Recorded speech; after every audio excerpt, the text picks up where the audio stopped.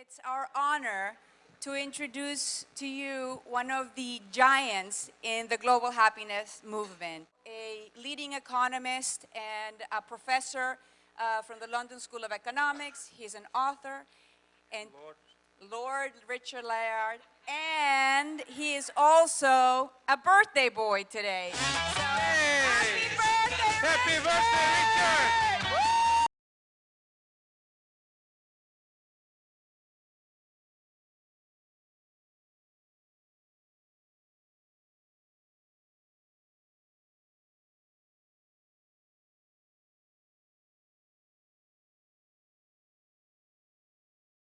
This is my first birthday present, so how about that? I wanted to start with a recent experience I had talking to one of our grandchildren. She was talking about her elder brother, and she said, I love him so much that if he died, I would cry, even if I was having lunch. So you see, there's a moral side in all of us, but there's also the selfish side. And I always like this story. I think it's a Cherokee story of a grandfather talking to his granddaughter and saying, you know that inside you there are two wolves that are fighting with each other. One is the selfish wolf and the other is the loving wolf. And the granddaughter says, but which wolf will win? And the grandfather says, the one that wins will be the one that you feed. So that's what this is all about. How do we get a society in which we feed the good wolf rather than the bad wolf? And I mainly want to talk about that, but of course we know that there are a lot of people feeding the bad wolves as well. So let me start with a little bit of realism, what we're up against, and then come to how we can deal with it and how we are dealing with it. I think there are a huge amount of grounds for optimism. Now, the bad wolf, of course, is selfish, insecure. Isaac was talking about some of these things. Insecure and full of hatred.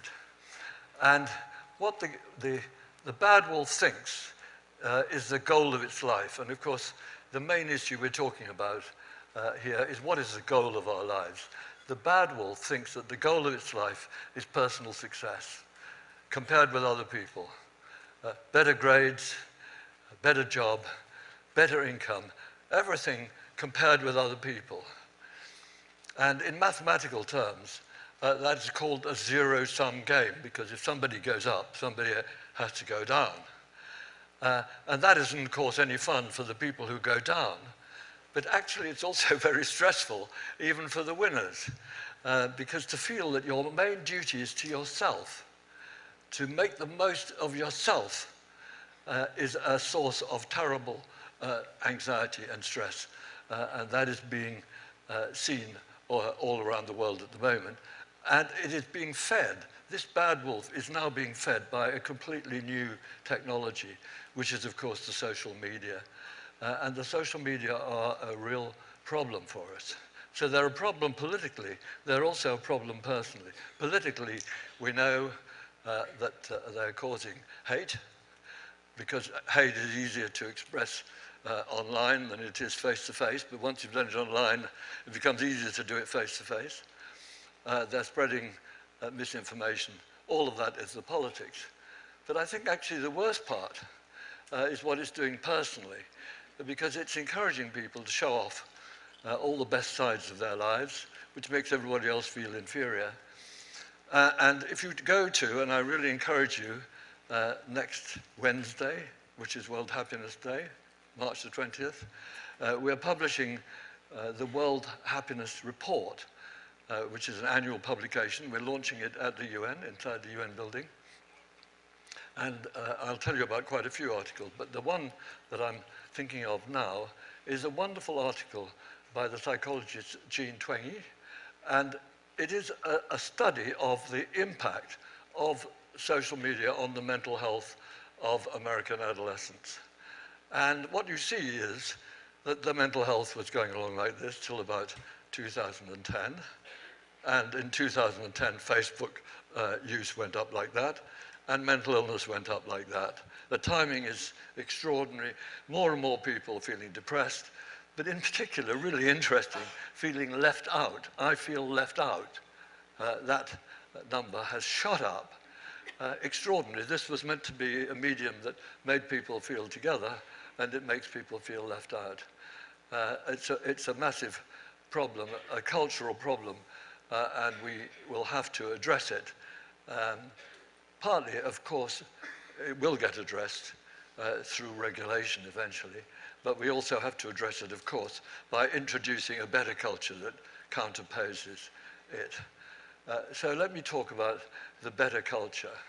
And it's really two very, very simple ideas. The first idea is, what is the purpose of our life? The purpose of our life should be to create as much happiness in the world as we can, and as little unhappiness. Just a very simple concept.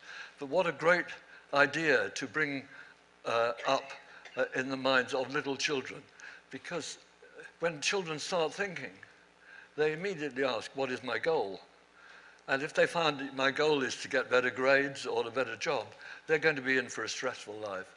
If they think my goal is to find a way of contributing to the lives of people just initially, immediately around me, and then as I get older, people further afield, and ultimately further afield still when I choose my job and so on. What a very much better ethos to bring people up in terms of their mental mindset. So that's the first principle. But it's not a hair-shirt principle, because the second one is, and you all know it, that the best way to feel happier is to make other people happy. So if you lead an other-regarding form of life, that is the secret of being happier yourself. And I want to mention a second article in the World Happiness Report next Wednesday by Laura Acklin from University of British Columbia and some others, about, is it true? I mean, it's kind of easy to say glibly, oh yeah, if you help other people, you'll feel better. But we need to be sure that there's evidence, because a lot of people will be skeptical if you say that to them. And she gives a whole series of experiments which show that is a basic mechanism built into the human psyche. So, for example, here's a very simple one. They give some money, the people running the experiment, to two groups randomly selected. One group are told to give the money to somebody else, or to spend it on somebody else, and the other are told to spend the money on themselves. And lo and behold, the people who are happiest at the end of this are the people who spent the money on other people. Or there's interesting evidence, for example, in Germany, when the Berlin Wall came down, there was a collapse in East Germany of the whole system of volunteering. And those people who had been volunteering just became much less happy. Everybody in East Germany became less happy for a short while, but those are the people in particular who suffered. So there's good experimental and naturalistic evidence that a way to be happy, an important way to be happy, is to help other people. So we're talking about creating a different culture from the dominant culture. We're talking about creating a culture based on the ideas of the good wolf rather than the bad wolf. And I think there are two main groups of people that we have to persuade of this way of thinking. One are the politicians. We have to persuade them because they do set the tone to quite a degree. And the other people we have to persuade is, of course, everybody else. So let me just take them in that order. I'll start with the politicians, and I won't mention a single name, but you know who I'm thinking of. The heroes. I'm talking about, from the rest of this talk onwards, I'm talking about the good things happening in the world. So the heroes on the political front are the OECD, the Organization for Economic Cooperation and Development, based in Paris, which is a club to which all the governments of the richer countries belong. They are the people who introduced the measurement of the GDP, which of course has led to so many bad priorities.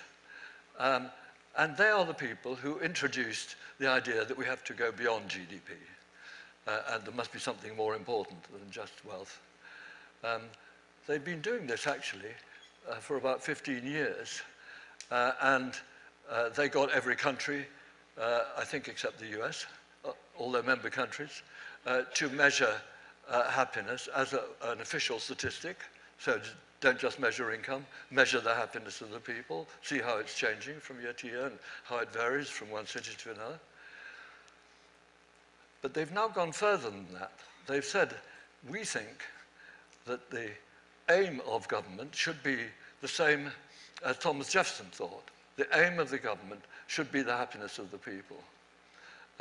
It's a very old idea, wonderful idea, and it's taken however many years that is to get it more widely accepted, and it's coming in a very strong tide. And there's going to be a very important OECD conference this October, where the member countries are being asked to come and say, to what extent do you accept this goal? Is this really your goal? And what are you doing about it? This will be quite a historic moment, just giving you a feeling of a change in the political mood going on around the world. So they're number one hero at the political level. Number two hero, can't see where he is Manuel.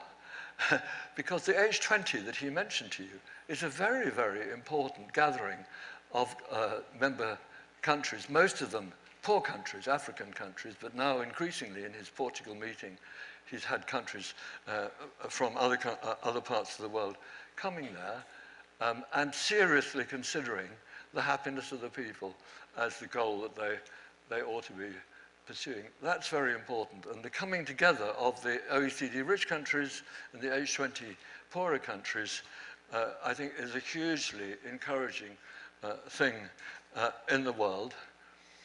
As far as individual countries are concerned, let me just boast a little. I think the UK has done more than most so far. We have the first country we were to make the happiness of the people an official statistic, so it's measured every year. This has led to a huge expansion of mental health services because that's such an important element in the happiness of the people. So we've now got a very big service providing evidence-based psychological therapy now to over 500,000 people with very good recovery rates. And we've got well-being departments or well-being divisions in most parts of the government and many local authorities. So that's an important undercurrent of hope in our country. But the country hero for 2019 is, does anybody know? New Zealand. New Zealand has a new woman prime minister, and she has said she is actually the first prime minister of any rich country to say that the goal of our government is the happiness of the people. This is a really important moment.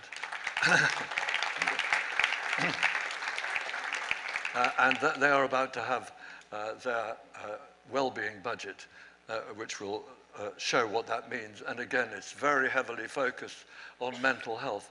How many of you, as a matter of interest, are mental health workers in some way or other?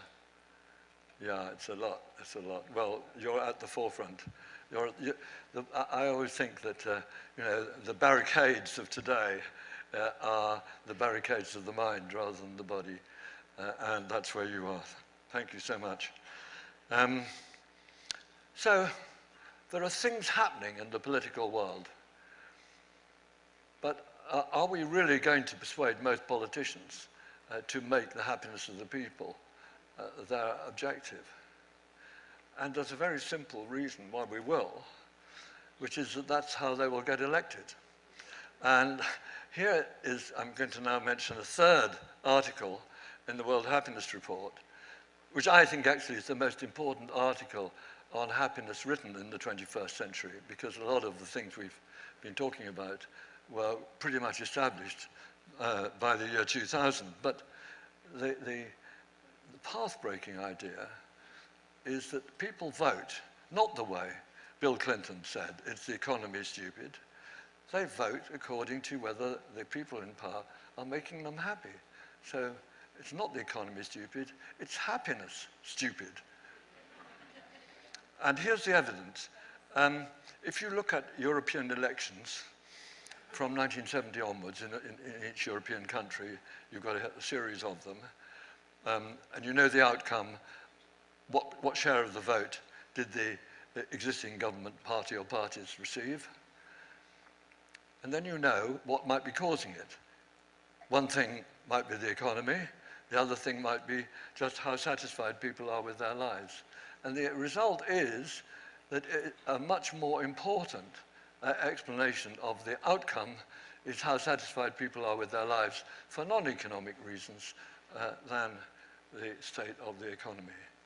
And the same is true in the US presidential election in 2016.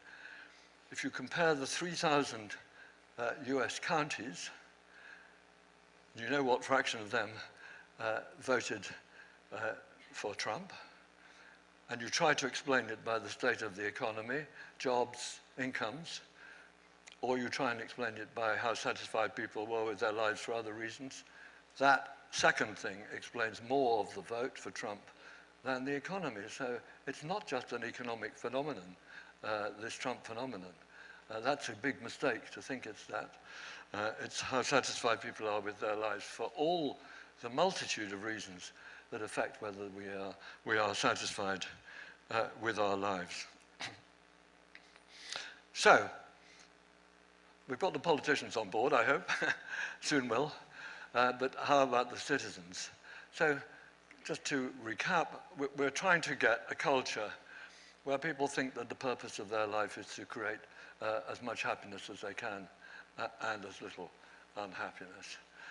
And that is, as I said, just an overwhelmingly powerful idea which we absolutely need people to adopt if we are to have a happier world. There's no point saying we want a happier world unless that is actually truly what people want to create. It's pointless. There's no point just talking about what can we do to make people happier if that's not what we want to create. So we've got to have in people's minds the idea that they are here to try to create a happier world around themselves. And that is the basic principle of ethics. What you do, the right thing to do in any situation is the one that creates the most happiness. Any choice that you might make in your personal life or choice of job, anything should be based on that, which of course includes your own happiness, but there are many more people than yourself, so it's the balance of the two that you are having to take into account. Basic ethical idea, and I like the remark that Albert Einstein made once, that without ethical culture there is no salvation. I mean, we are talking about ethics in this conference. We're not just talking about how to achieve inner calm, we're talking about how to create a happy society, which is an ethical objective.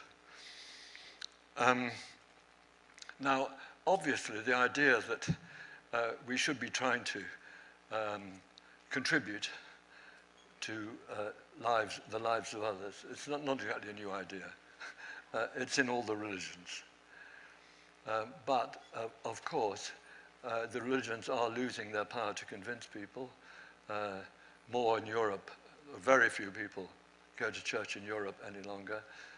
And, of course, it's declining rapidly in the States, and the religions will also be losing their power in the third world in due course. So that has created a void. I mean, religion was very powerful. It's not something we can forget or neglect. It can be a very powerful way of making people regain their sense of perspective and forget themselves a bit and feel a bit small and something bigger than them, and that they can be uplifted and given some sense of ethical purpose when they get together in church or whatever. But without that, there is a void. And I think that many of the problems of today are due to the bad wolf having gone into that void. If there's a void, nature abhors a vacuum, as they say, something rushes in. If there's nothing powerful, no powerful secular idea rushing in, egotism is what rushes in. And we get Ayn Rand and all of that stuff, which we know a certain person likes very much. So the question is what to put into that void. And of course it is the happiness principle is what we need to put into that void.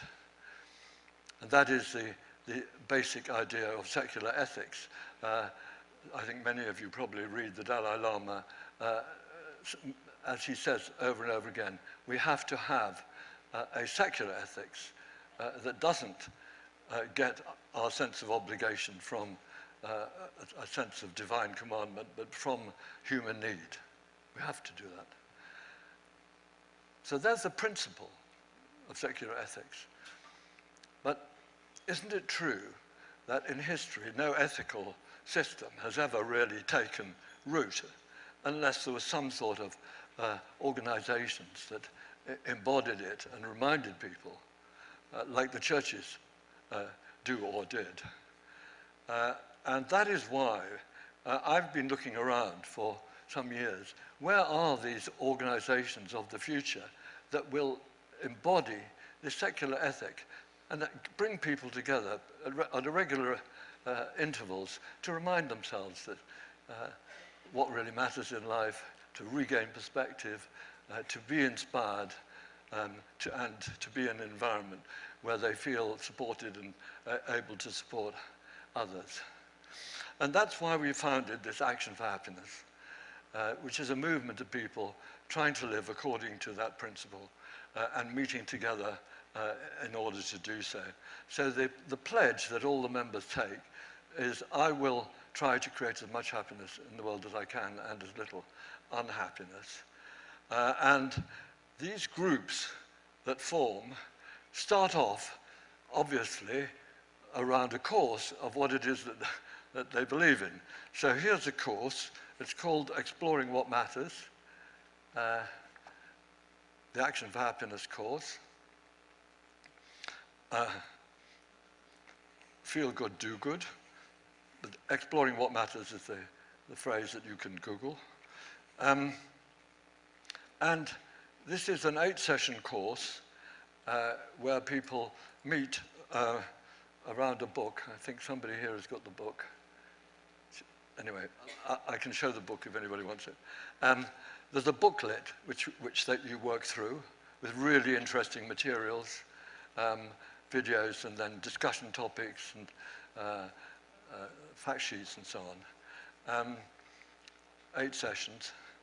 And we have done a proper empirical investigation. Does it make any difference to people? One should always do that, because we know the basic hazard amongst all us do-gooders here is that we think we're doing good, and quite often we're not making any difference at all. So we should always check whether we're making a difference or not. And we've done a proper randomized trial of this, and we've evaluated the experimental group compared with the control group 2 months after the end of the course. And we found that it has, I was amazed. The effect, the average effect, is that to increase a person's life satisfaction by more than, for example, if they get out of unemployment into employment. This is a huge effect from just a short 8-session course, led incidentally by volunteers on the basis of equality. So anybody can lead this course, though we have to vet people to find they're suitable. but in principle, anyone can volunteer to be a leader of this course, and of course, then there's a web-based mechanism for getting people together with people who want to take the course. So we've now got these courses going in, I think, 13 or 14 countries, and we've got sort of organized chapters in Britain, Netherlands, Germany, Italy, and Australia, but not the USA. So here's a chance. And it would be wonderful if, arising from this wonderful conference, there were groups of people here who would like to get a chapter of Action for Happiness groups going in the USA. I'm around all the 3 days. Mark Williamson. Mark, can you stand up? There's Mark. Mark is the wonderful director of Action for Happiness. Mark is here also all 3 days and talking on, I think, on Sunday. But please come and talk to one of us, any of you who are interested in getting groups, local groups, or a local group going in the States, or indeed organizing some system of groups. We would love to hear from any of you. So that's the principle of living to create happiness. But of course, you need evidence on how to do it. I gave you evidence on the course, which is about the basic worldview that a person has and how they then experience greater happiness when they get away from out of themselves and into a wider purpose. And you'll find lovely stories about people who, have been bedridden for 11 years and eventually, for some reason or other, happened to hear about the course, came on it, and suddenly got the idea that they could actually help other people who were sick rather than just moan away at home, and their lives have been transformed. That's the sort of thing that can happen. And we've got evidence of that at this general level. But if you're in a particular profession, there are very particular things you can do.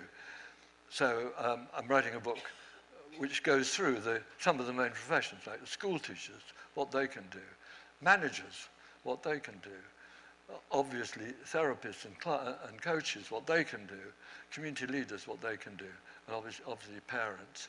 But I don't think there's time for me just to go through all of that book, maybe next year. So I just wanted to make 2 remarks.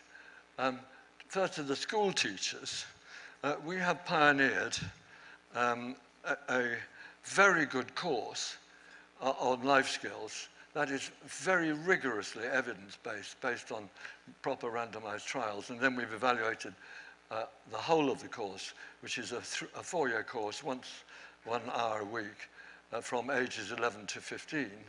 It's called Healthy Minds.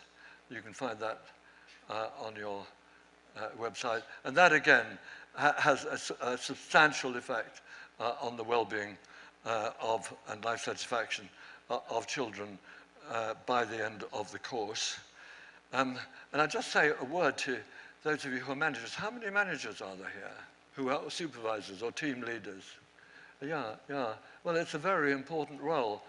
And perhaps almost the most depressing thing that I've discovered in reading the happiness literature, it comes from these time use studies pioneered by Daniel Kahneman originally, where you write down, a person writes down for the previous day what they were doing each hour, who they were with, and how happy they were at the time. And the least happy time in the week is, guess what? When you're with your boss.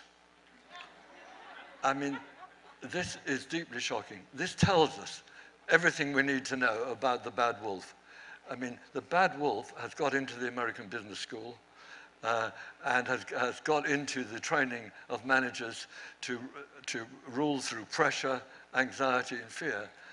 This is a terrible cultural phenomenon which absolutely has to be reversed. Our managers should be people who inspire, who uplift people in their team, and who you feel better. It's a good question to ask yourself. Do you think other people feel better after they've been with you or not? I mean, I could tell you almost everybody I know, I could say whether you feel better after you've been with them or not. There are some of both.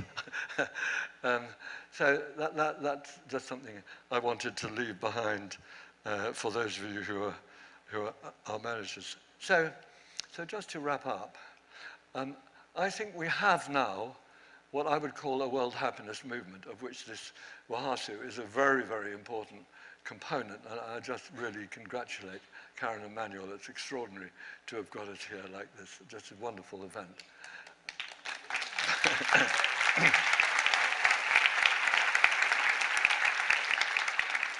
And I think that we are at the beginning, the early stages. We're the minority culture, let's be realistic. The dominant culture is still the one of personal success. But we're the minority culture, but we're coming up rapidly.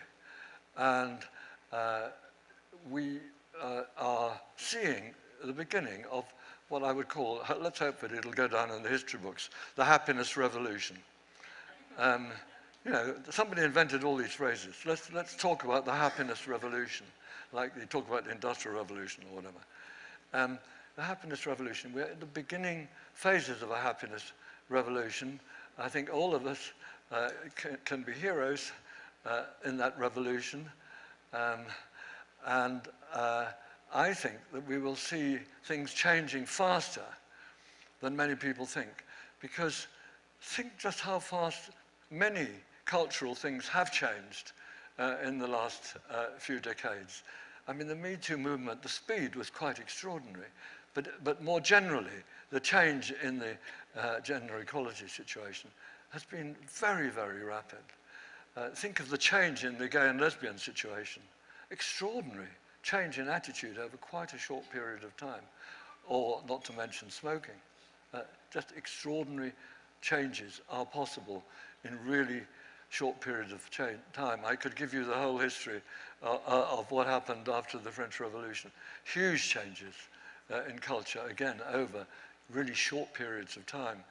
So I think we are at the beginning of this great revolution. We can all be heroes. And there's only one thing we have to do, which is to feed the good wolf. So, thank you.